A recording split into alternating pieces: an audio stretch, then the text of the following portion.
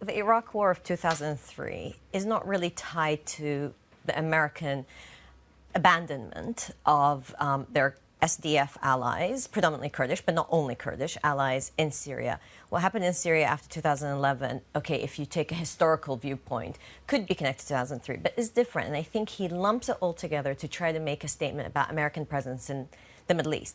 I think, yes, the U.S. spent money, but they also made a lot of money from arms deals. So I think you find a lot of people in the region reacting. Raising an eyebrow there. Yeah, exactly, with speculation when he makes points like that. Because actually the U.S., yes, lost blood and treasure, but also made a lot of treasure. And the blood spilt was much more for the people of the region, more than the American soldiers, and all loss of life is terrible.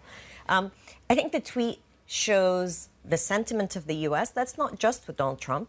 President Obama perhaps used to say it more eloquently and not through a tweet, but made a similar posturing. We're getting out. We can no longer be the security guarantors of the region. And that's the message that's being heard loud and clear in the region, again, before this tweet and even before Donald Trump became the president of the United States. Absolutely. How dangerous is what's happening in Turkey for the broader region and for even the United States? Because we are talking about ISIS prisoners potentially being set free. Well, what's been interesting is, of course, overnight there was the news that the U.S. has taken 2 British ISIS members to an unknown location. They've taken them away. And there's been reports that the U.S. actually, for months now, has been going through some of those prisoners and taking certain people to unknown locations. So that's another investigation to be had about that they knew this was coming and they were prepping for it. Exactly. They were prepping, and they've actually been doing it quietly, on the quiet, with their SDF allies. Now I think we'll get a lot more information about what's happening there. What remains is, of course, you have a security threat from those ISIS members, but also you have a security threat from the fact that you do have these prisons. 30,000 people at least are being held. Some of them are ISIS sympathizers. And to be frank, some of them who weren't ISIS sympathizers are probably going to start sympathizing soon. So you have that on the side. The other issue was that Syria as a war is not yet over. Some people think that it's over. They think it's winding down.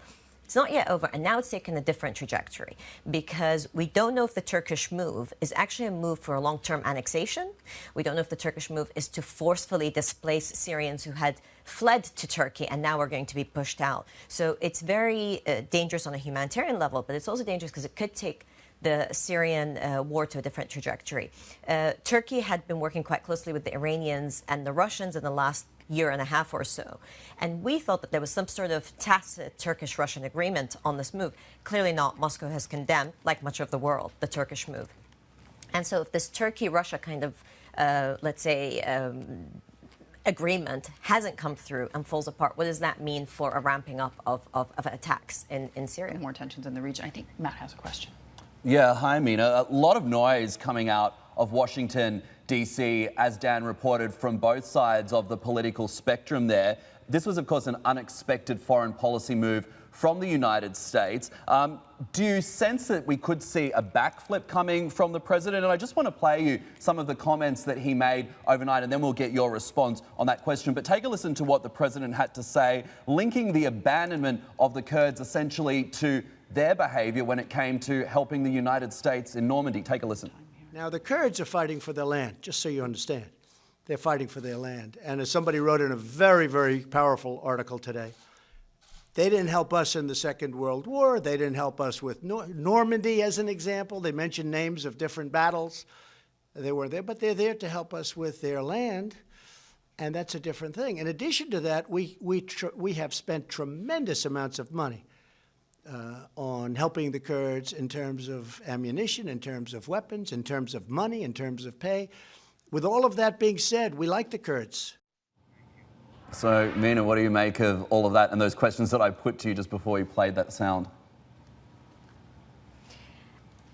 I mean, to be frank, it's not too much of a surprise that the American administration wanted to make this move. Trump had previously, several months ago, said that they were pulling out, and then overnight kind of changed his mind and said, no, we're actually staying.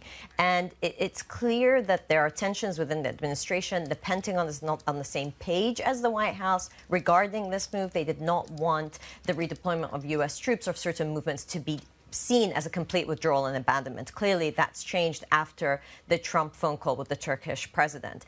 In regards to his speech, I mean, again, I have to say, so many people in the region no longer get too hung up when Donald Trump makes references to Normandy and the Kurds because they say it's bigger than that. You know, we don't get as caught up with kind of the headlines and the shock of, oh my God, Donald Trump said this. It's more about the ethos and this sort of approach towards the Kurds, and also the idea of, you know, we help them out. I mean, this was supposed to be a united fight against ISIS. The really worrying thing is the coalition to fight the extremism of ISIS looks like it's totally fallen apart beyond just press conferences. And so what does that mean in the long term for the security vacuum that is going to be created in parts of Syria and parts of Iraq, which is also still very volatile?